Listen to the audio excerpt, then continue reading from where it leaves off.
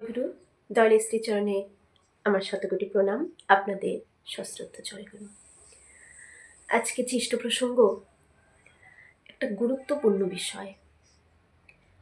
আমার সন্তান কেন আমাকে বেছে নিলেন?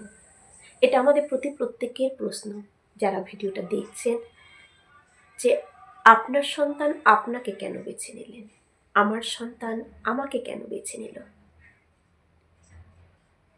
অন্য গর্ভেও তো তারা জন্মগ্রহণ করতে পারত, কিন্তু কেন আমার এই গর্ভ, আমাদের প্রতি প্রত্যেকের সন্তান কেন আমাদের গর্ভকে বেছে নিলেন?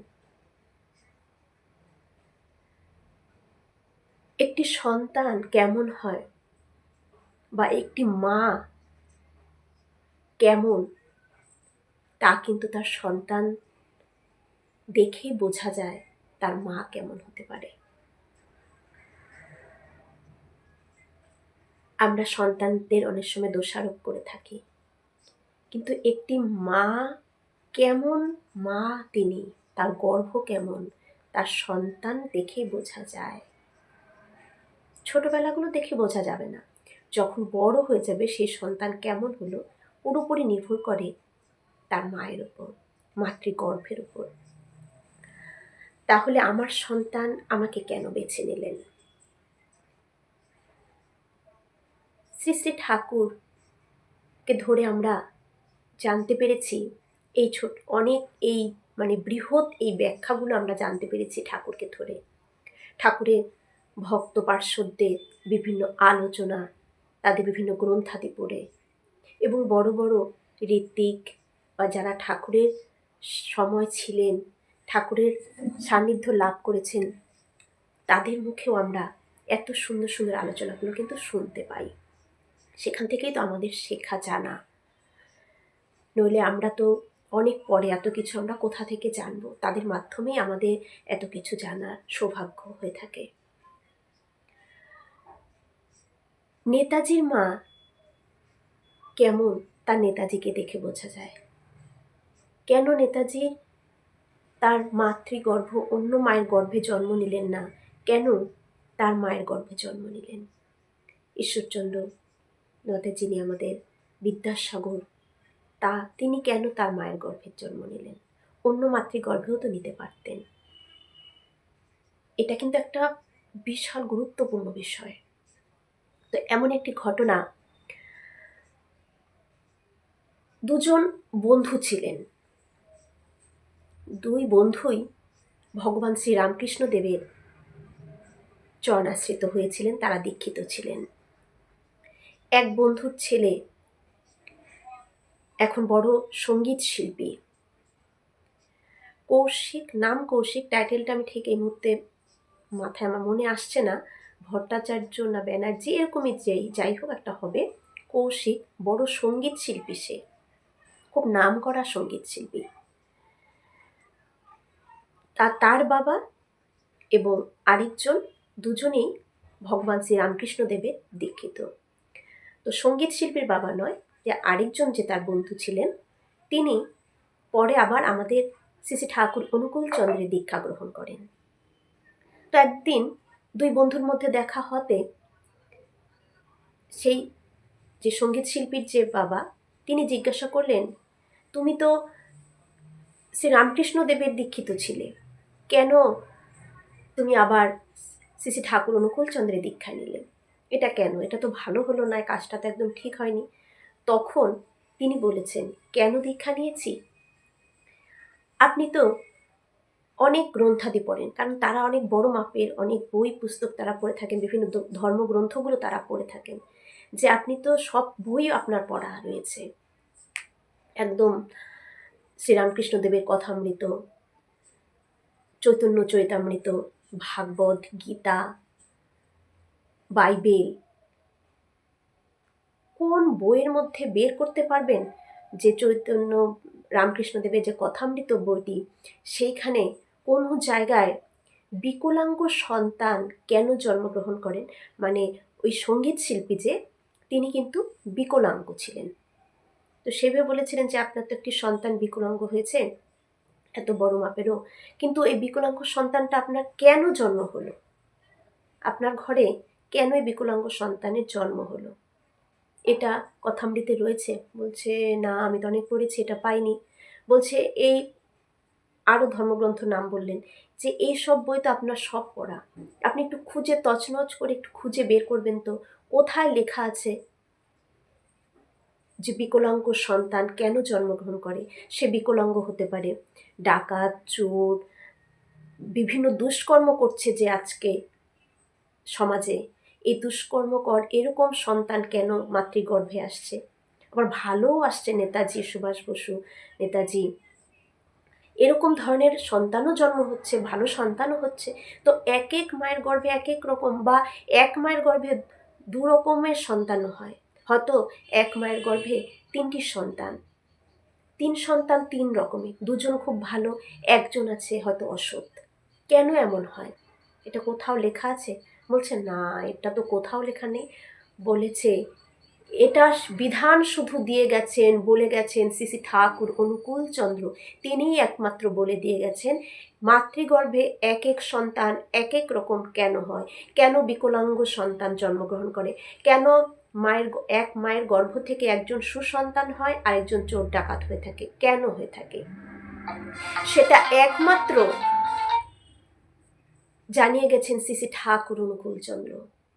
তাই যুগের সাথে, কারণ কেন ওই বাইবেল বলুন, গীতা বলুন, ভাগবত বলুন, কোরআন বলুন, তারপর ত্রিপিটক বলুন, কথামৃত বলুন, চৈতন্য চৈতামৃত বলুন, সেই সময় এই সলিউশনের কোনো প্রয়োজন ছিল না। সেই সময় প্রত্যেকটি নারী শুদ্ধ ছিল, তাই সে সময়ে এটার প্রয়োজন হয়নি, কিন্তু এই কলিযুগে এটা প্রয়োজন রয়েছে। তাই তো ঠাকুর এই সময়ের মতন করে যখন যেটার প্রয়োজন, যেমন ধরুন আমরা ছোট মোবাইল ব্যবহার করা হতো, এখন সবাই স্মার্টফোন ব্যবহার করছে, 5G, আগে ছিল 4G, যখন যেটা তখন সেই আপডেটেই তারা কিন্তু আমরা নিজেদেরকে পরিচালিত করছি। তাহলে গুরুর ব্যাপারে, যিনি পুরুষোত্তম, যুগের সাথে সামঞ্জস্য করে আসেন, কারণ যখন যেরকম প্রয়োজন সেরকম তারা কিন্তু বিধান দিয়ে থাকেন। শ্রী শ্রী ঠাকুর অনুকূলচন্দ্র এই সময়ের সদ্গুরু রূপে, পুরুষোত্তম শ্রী শ্রী ঠাকুর অনুকূলচন্দ্র সদ্গুরু রূপে পদার্পণ করে আমাদেরকে এই অন্ধকার থেকে আলোর পথ দেখানোর জন্য এসেছেন। এই সময়ের জন্য যা উপযুক্ত তিনি তাই নিয়ে এসেছেন আমাদের জন্য। তিনি বলেছেন যে যখন মিলনকালীন মুহূর্তে যে মা যে ভাবের সাথে স্বামীকে বরণ করবে, সেই ভাবেই সন্তান কিন্তু লাভ করে থাকে। সেই মিলনকালীন মুহূর্তে মায়ের যে বিকৃতি ভাবটা আসবে, যদি কোনো বিকৃতি আসে তখনই কিন্তু সেখানে এরকম সন্তান জন্ম হয়। যে ভাবটা মায়ের থাকবে সেই ভাবটায় তখন তেমনই সন্তান আসে।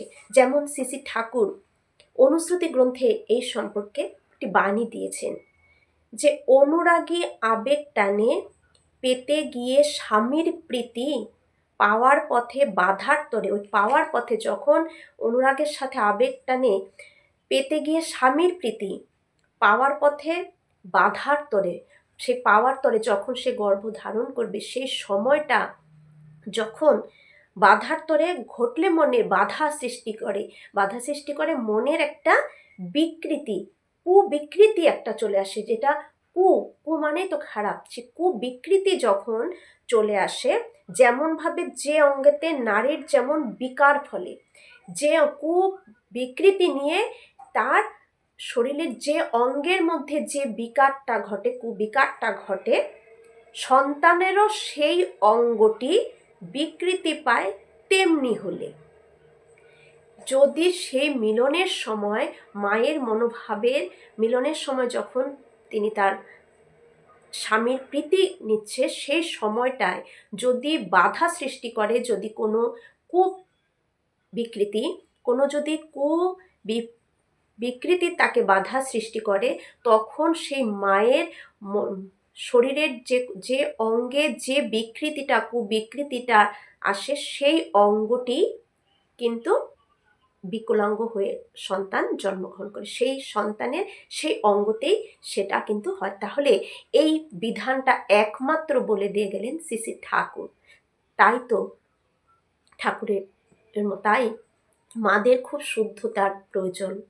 মা যখন তার সন্তান গর্ভধারণ করবে, মায়ের শুদ্ধতার কেন প্রয়োজন? শ্রী শ্রী ঠাকুর নারীর নীতি গ্রন্থ দিয়ে গেছেন যে মায়েদের কিভাবে চললে, কেমন মনোভাব নিয়ে চললে একটি সুসন্তান জন্ম দিতে পারে। মায়ের ভাব অনুযায়ী মার চাল চলন, আচার আচরণ, মার ভাবনা চিন্তার ওপরেই কিন্তু তার সন্তান, ঠিক তেমন সন্তান এসে তখন ওই গর্ভ বেছে নেয়। যে সন্তান, যে এই যখন জন্মটা আমাদের এটা হচ্ছে, সে সময় যে জীবাত্মাগুলো, লাখো লাখো জীবাত্মা এসে তো জন্মগ্রহণের চেষ্টা করে, সে ভাগ্যক্রমে একটা হয়তো জায়গা পায়, আর বাকিগুলো কিন্তু পায় না, আর সবগুলি বিফল মনোরথ হয়ে কিন্তু ফিরে যায়। ওই একটা কিন্তু এসে জায়গা পায়। তাহলে সেই একটা কিভাবে জায়গা নেয়? তার সাথে সেই জীবাত্মাটা যে ঘুরে বেড়াচ্ছে, সেই জীবাত্মাটা যে মায়ের গর্ভের সাথে ম্যাচ খায়, মায়ের গর্ভের সাথে যে জীবাত্মাটা ম্যাচ খায়, একই ধরনের হয়, সেই জীবাত্মাটাই কিন্তু সেই মায়ের গর্ভে ধারণ করে, সেখানে গর্ভধারণ করে সেরকম সন্তানই জন্ম হয়। তাহলে মাকে কতটা শুদ্ধতা, মাকে কতটা ভালো হতে হয়। একটি মেয়ে, একটি নারী, ঠাকুরের জন্য ছোট থেকে মেয়েদের এত শুদ্ধতার উপরে জোর দিয়েছেন। একটি মায়ের ওপরেই কিন্তু নির্ভর করবে এদেশের ভবিষ্যৎ, কারণ মাই একটি সুসন্তান জন্ম দিতে পারে। তা মার গর্ভ যত সুন্দর, সন্তানও তত সুন্দর হয়, কারণ মার গর্ভ অনুযায়ী কিন্তু সে জীবাত্মাগুলো, সে সৎ সুজীবাত্মাগুলো সেখানে ধারণ করে। তাই দীক্ষার কতটা প্রয়োজন, ঠাকুরকে ধরে চলার কতটা প্রয়োজন, এটা কিন্তু এখানেই প্রমাণ হয়। কারণ আমরা ঠাকুর না ধরলে এই জিনিসগুলো তো আমাদের জানা হতো না। আর এই ঠাকুর ধরে আমাদের যা হবার হয়ে গেছে, কিন্তু ঠাকুর ধরে পরবর্তী জেনারেশন যেন সঠিকভাবে চলে, তার জন্য আমাদের এই পিতামাতাদের কিন্তু সতর্ক হওয়া প্রয়োজন।